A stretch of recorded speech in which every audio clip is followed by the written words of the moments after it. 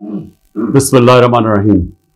इय्याक नअबुदु व इय्याक नस्तईन। मेरे पाकिस्तानियों, कल मैंने आपको साइफर के मुतल्लिक बताया कि वो साइफर की कहानी क्या थी।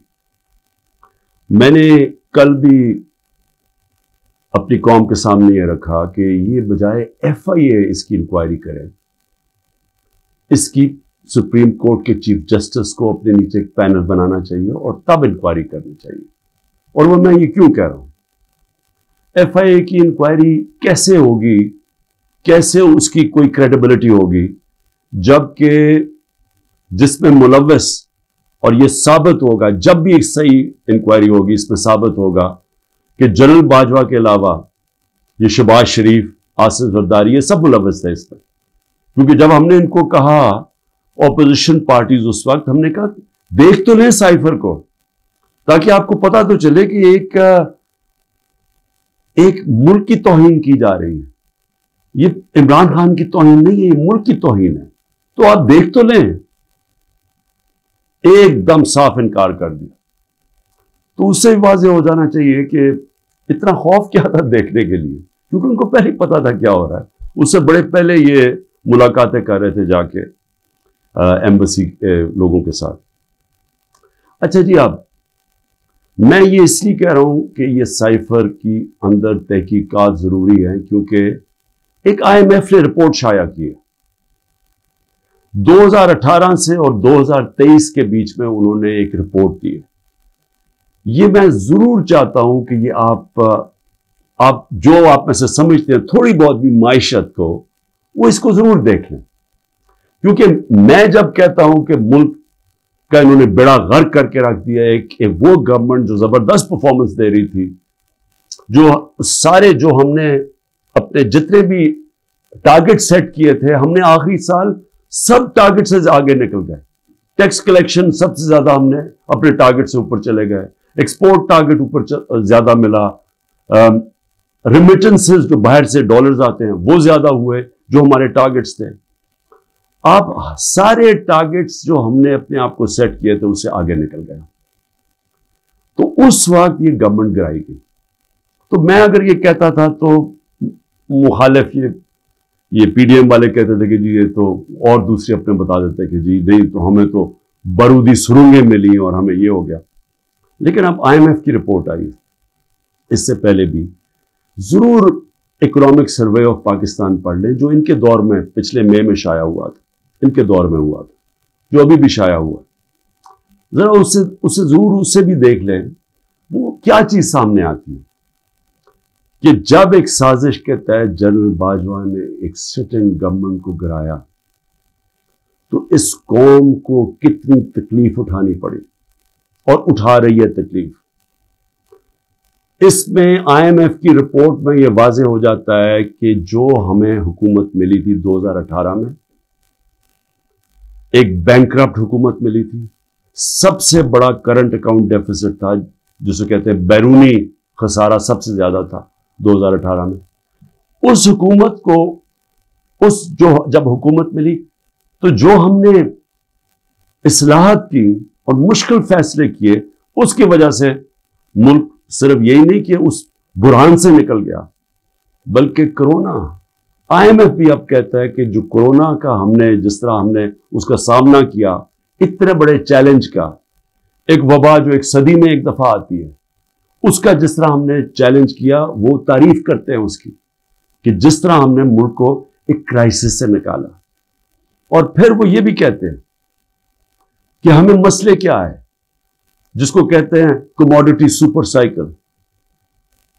तेल की कीमतें ऊंची चली गई, कोरोना के बाद एक सारी एनर्जी की कीमतें ऊपर चली गई, सारी दुनिया में चली गई।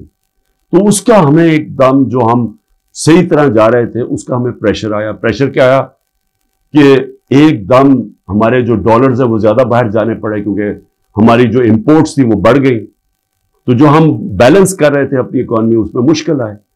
और हमने क्या किया, हमने अपने लोगों को महंगाई से बचाने के लिए, क्योंकि तेल की कीमत बहुत ऊपर चली गई थी, साथ फिर यूक्रेन की जंग का जैसी खतरा शुरू हुआ तो तेल ऊपर जाना शुरू हो गया।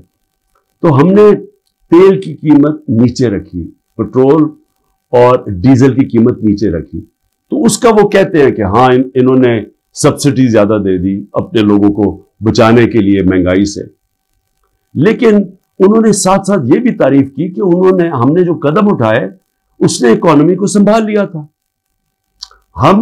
ہم کیا امید رکھ رہے تھے کہ جو روس سے ہم نے طے کی تھی، جو صدر پوٹن سے میں ملا تھا، ہم نے ان سے جس طرح ہندوستان سستا تیل لے رہا تھا، ہم نے بھی ان سے لینا تھا۔ اور میٹنگ کے بعد صدر پوٹن نے اپنا انرجی منسٹر بھیج دیا تھا، حماد اظہر جو ہمارے پیٹرولیم منسٹر تھے، ان سے ملاقات ہو گئی تھی۔ بدقسمتی سے اس وقت حکومت کرائی گئی، اور یہ کہہ رہے ہیں IMF اپنی رپورٹ میں کہتا ہے کہ اس سے پولیٹیکل ڈی سٹیبلائزیشن سے اکانومی ڈی سٹیبلائز ہوگی، یعنی جو ہماری معیشت تھی وہ ڈی سٹیبلائز کا مطلب کہ وہ ایک دم مارکیٹ جو تھی اس کے اندر ایک دم انسرٹنٹی آ گئی۔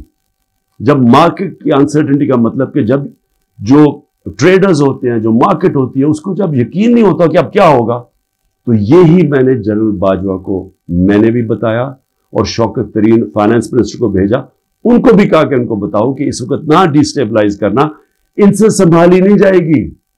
اور وہی IMF لکھتا ہے کہ ان سے سنبھالی نہیں گئی، ان کو سٹیپس نہیں تھے، انہوں نے غلط پالیسیز بنائی، ان کی پالیسی سے اور زیادہ معاشی حالات بگڑتے گئے۔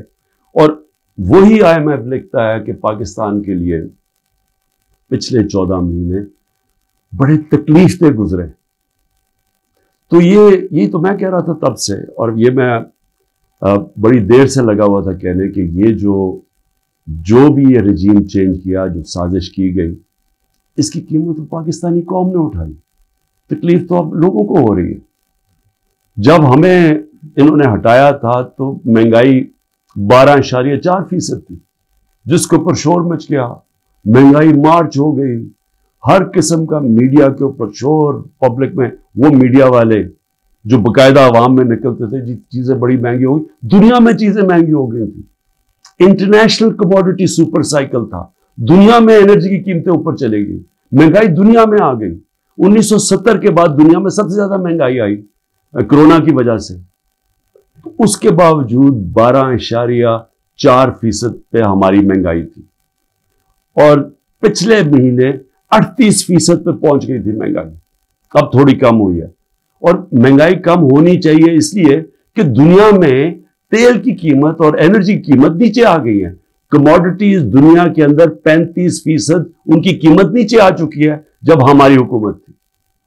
تو سوال اب یہ ہے کہ کیا کوئی ایسی انکوائری ہوگی اس ملک میں کہ یہ سائفر کا جو ایک سائفر کے ارد گرد جو سازش تھی، پتہ تو چلے، مجھے تو پتہ ہے کون اس میں تھے، لیکن انڈیپینڈنٹ انکوائری ہونی چاہیے، اور اس انکوائری میں پتہ چلے کہ کون کون کردار تھے جنہوں نے اس قوم کے اوپر اتنا بڑا عذاب لے کے آئے ہیں، اور اب مزید آگے اس عذاب سے نکلنے کے لیے اور کتنی تکلیف اٹھانی پڑے گی اس قوم کو۔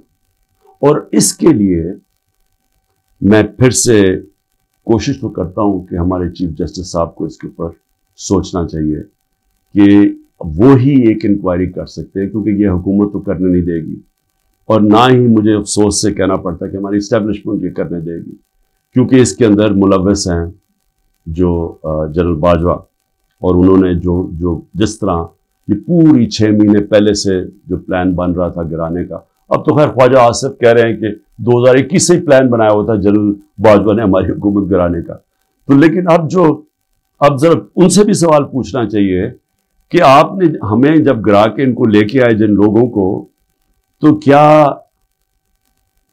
آپ کو اعتماد تھا کہ یہ اس ملک کو اٹھا لیں گے؟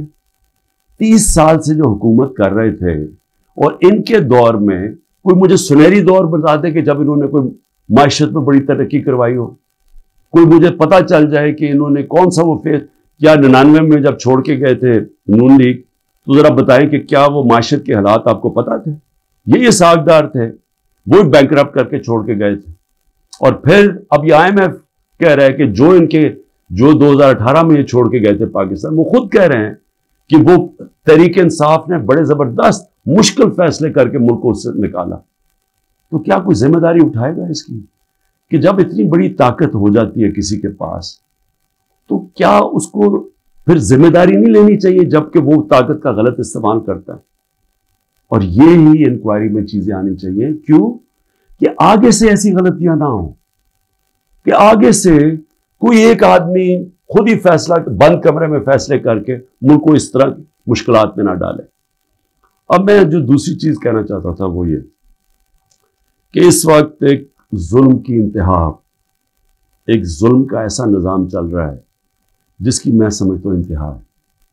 سب سے پہلے تو میں جو خواتین اس وقت جیلوں میں ہیں، میں سوال پوچھنا چاہتا ہوں کہ انہوں نے کون سا جرم کیا؟ کیا پاکستان کا آئین پرامن احتجاج کی اجازت نہیں دیتا؟ کہیں آئین میں لکھا ہوا ہے کوئی نو گو ایریاز ہے؟ کہیں پاکستان کے آئین میں لکھا ہوا ہے کہ اگر کسی سے کوئی سمجھے کہ ناانصافی ہوئی ہے ان سے تو کیا وہ کوئی ایسے ایریاز ہے جدھر وہ احتجاج نہیں کر سکتے؟ جب سپریم کورٹ کہتا ہے کہ پارٹی کے چیئرمین عمران خان کو غیر آئینی اور غیر قانونی طور پہ اغوا کیا گیا اسلام آباد ہائی کورٹ سے، اور جس طرح اس کو مجرموں کی طرح ڈنڈے مار کے لوگوں کو، اس کے بھی اور لوگوں کو، وکیلوں کو، جس طرح اس کو پکڑ کے لے کے گیا تاکہ ساری دنیا دیکھے کہ کس طرح ایک پارٹی کے سربراہ کو کس طرح کا یعنی اس کے ساتھ رویہ تھا، تو کیا اس کا اجازت نہیں تھی کہ پرامن احتجاج اس ناانصافی کے اوپر کرے؟ اور جب رینجرز اٹھا کے لے کے گئے تو کدھر احتجاج کرنا تھا؟ وہی نا کنٹونمنٹس میں کرنا تھا، جی ایچ کیو کے سامنے کرنا تھا، اور کدھر جا کے کرتے؟ تو میں سوال یہ پوچھتا ہوں اس میں جرم کیا تھا؟ جرم جو تھا جو جلائے ہیں، جرم تھا کور کمانڈر کے گھر کو آگ لگانا، یہ جرم تھا. جرم وہ تھا جو عسکری ٹاور جلائے گئے ہیں اور جدھر جدھر بھی جلائے گئے ہیں، وہ جرم تھا. اب میرا سوال یہ ہے کہ کیا اس جرم میں 10,000 لوگ شریک تھے؟ کیا 50-60 لوگ ہوں گے جنہوں نے جا کے جلایا؟ میرا اگلا سوال یہ ہے کہ یہاں سی سی ٹی وی کیمراز ہیں، کیوں نہیں سی سی ٹی وی کیمراز کی فوٹیج سامنے آئی کہ وہ کون لوگ تھے جو پہلے گئے ہیں، کن لوگوں نے آگ لگائی؟ کیا اتنا مشکل ہے اس کو ڈھونڈنا؟ یا سیف سٹی کے کیمراز ہیں، کیا سیف سٹی کے کیمراز نہیں بتا سکتے ہمیں کہ وہ کون لوگ تھے؟ کیونکہ ہم سب چاہتے ہیں کہ ان کو سزا ملے، لیکن اس کی آڑ لے کے یہ کرنا کہ پوری پارٹی کے پیچھے پڑ جانا، جدھر پارٹی کے لوگ ہیں ان کے اوپر، ان کے گھروں میں گھس جانا، نہ ان کی عورتوں کو دیکھنا، نہ بچوں کو دیکھنا، نہ رشتہ داروں کو دیکھنا، جو آئے تو اسے پکڑ کے جیلوں میں ڈال دیں. پولیس کو فری ہینڈ دے دیا ہے کہ اچھا جی آپ کی وہ جیو فینسنگ میں آپ کا آ گیا ادھر تو چلو جی آپ کو پکڑ کے ہم جیل میں ڈال رہے ہیں، لیکن اگر آپ پیسے دے دیں گے اتنے تو ہم آپ کو جیل میں نہیں ڈالیں گے. ریٹس لگی ہوئی ہیں، 15 لاکھ سے شروع ہوتے ہیں، کسی کو 10 لاکھ میں بلیک میل کیا جاتا ہے، کسی کو 5 لاکھ میں. اپنے ملک کی ہم پولیس کی تباہی کر رہے ہیں یہ حرکتیں کروا کے. کوئی انڈیپینڈنٹ انویسٹیگیشن ہوگی اس کے اوپر؟ کیا عسکری ٹاورز کے اندر نہیں ہم بتا سکتے؟ ایک انڈیپینڈنٹ صحافی کی پوری سٹیٹمنٹ آئی ہوئی ہے کہ وہاں کیا ہوا، اس میں پی ٹی آئی والے نہیں تھے عسکری ٹاور. ایک پتہ چلے کہ ریڈیو پاکستان پشاور کس نے جلایا تھا، اس کے اوپر کوئی انویسٹیگیشن ہونی چاہیے. کیوں نہیں ہوئی ابھی تک؟ میرا سوال یہ ہے کہ کیوں نہیں ابھی تک آئی جی پنجاب اس سے کیوں نہیں پوچھا گیا کہ کیوں پولیس وہاں نہیں پہنچائی کور کمانڈر ہاؤس؟ کیوں اس سے نہیں پوچھا جا رہا؟ جب یہ ہوا تھا امریکہ کے اندر کیپٹل ہل، ان کی پارلیمنٹ کے اوپر جب ڈونلڈ ٹرمپ کے لوگوں نے دھلا بولا تھا تو سب سے پہلے پولیس چیف کی خبر لی گئی تھی. اور مجھے یہ پھر سے میں پوچھنا چاہتا ہوں کہ یہ جو عورتوں کو پکڑا ہوا ہے، ہماری اسٹوڈنٹس پکڑے ہوئے ہیں، لوگوں کو جیلوں میں ڈالا ہوا ہے، برے حالات میں رہ رہے ہیں، جو خبریں آ رہی ہیں باہر، کیا کیا ان سے ہوا ہے، وہاں کتنوں سے تشدد ہوا ہے، ان سے اپروور بنانے کے لیے کیا کیا ان کے اوپر ہر قسم کا ظلم کیا گیا. کہ یا کہہ دو کہ عمران خان نے کہا تھا وہاں جا کے تو فائلیں جلا دینا کور کمانڈر ہاؤس میں، कोर कमांडर हाउस को भी आग लगा, फाइलें जला देना। एक ये किसी की 164 का बयान आए, इसमें कोई अकल है कि क्या फाइलें पड़ी हुई कोर कमांडर हाउस? आज तक मुझे एक स्टेटमेंट बता दें कि इमरान खान ने अपनी सारी जिंदगी कभी कहा है कि तशद्दुद करो, इंतशार करो, लोगों को मारो, जला दो? एक मेरी स्टेटमेंट बताएं 27 साल में। 126 दिन का धरना था, पाकिस्तान की तारीख का सबसे ज्यादा प्रोटेस्ट था, लंबा। बताएं उसके अंदर कुछ किया, तोड़ फोड़ की, कुछ जलाया? आते थे अपना धरना, अब तकरीरें करके वापस चले जाते थे, शोर लोगों को देते थे। इसको जमहूरियत कहते हैं।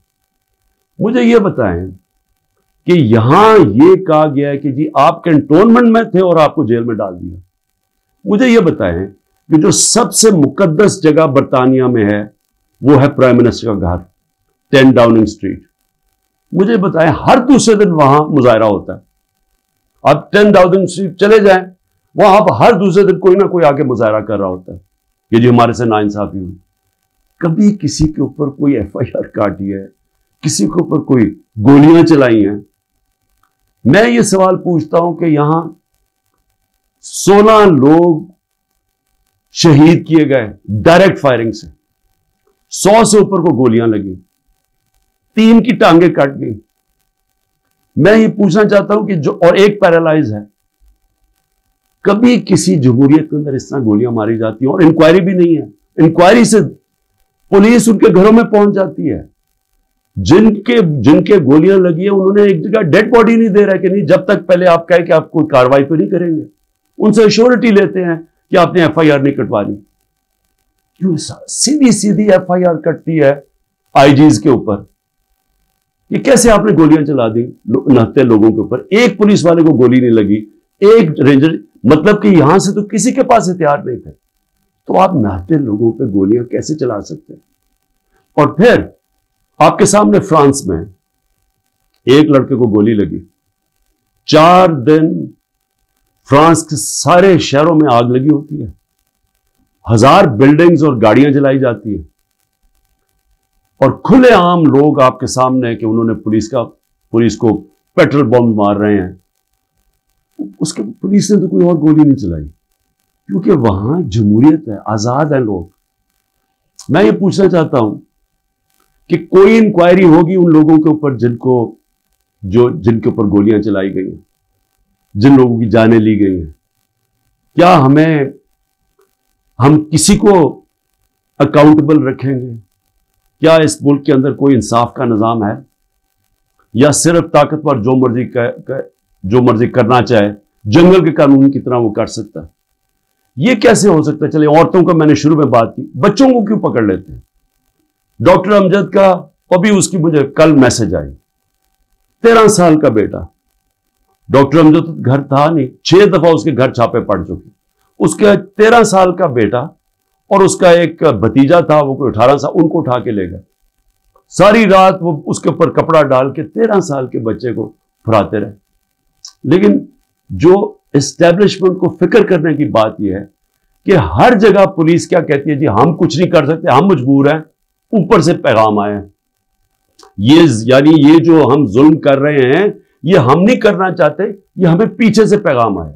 ये हर जगह से ये खबर आती है कि जी हम तो छोड़ना चाहते हैं, लेकिन क्या करें जी, वो ऊपर से प्रेशर डाल रहे हैं, सारा डाल रहे हैं एस्टेब्लिशमेंट के ऊपर, सारी नफरत उसके खिलाफ कर रहे हैं।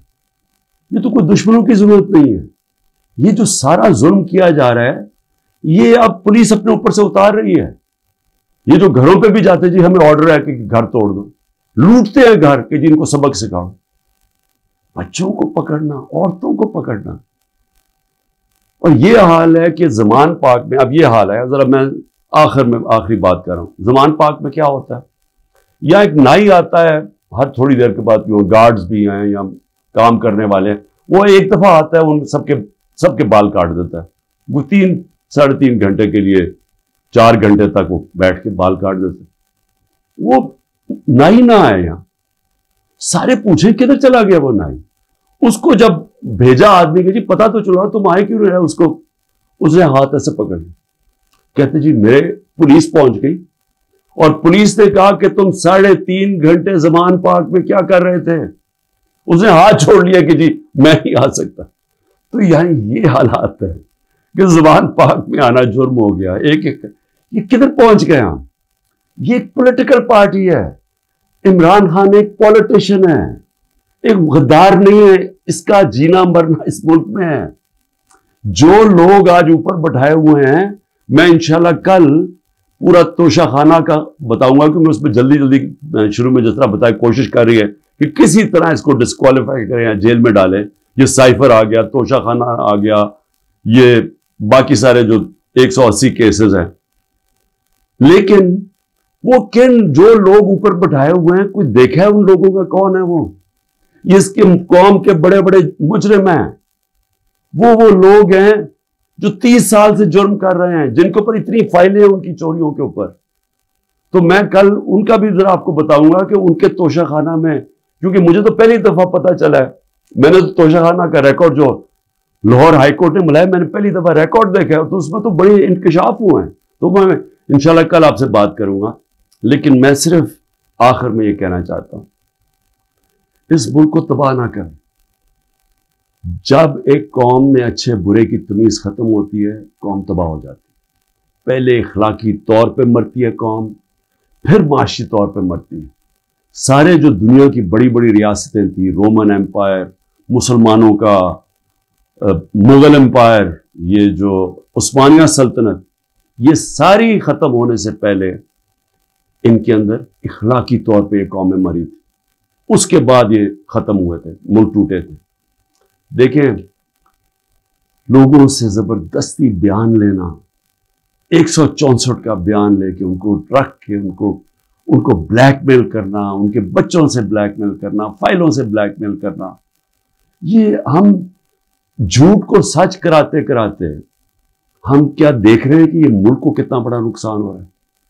और मुझे सिर्फ ये फिक्र पड़ी हुई, सब चीज के लिए मैं तैयार हूं। मैं बार बार, मुझे पता है कि इन्होंने पूरी कोशिश करनी है कि केयर टेकर आने से पहले इसको जेल में डालें, मैं उसके लिए तैयार हूं। लेकिन क्या मुल्क का हम सोच रहे हैं? वो नहीं सोच रहे जिनके सारे डॉलर्स बाहर पड़े हुए हैं। सोच हमें, हमारी तरह के लोगों को सोचना चाहिए जिनका जीना मरना पाकिस्तान में। पाकिस्तान जिंदाबाद।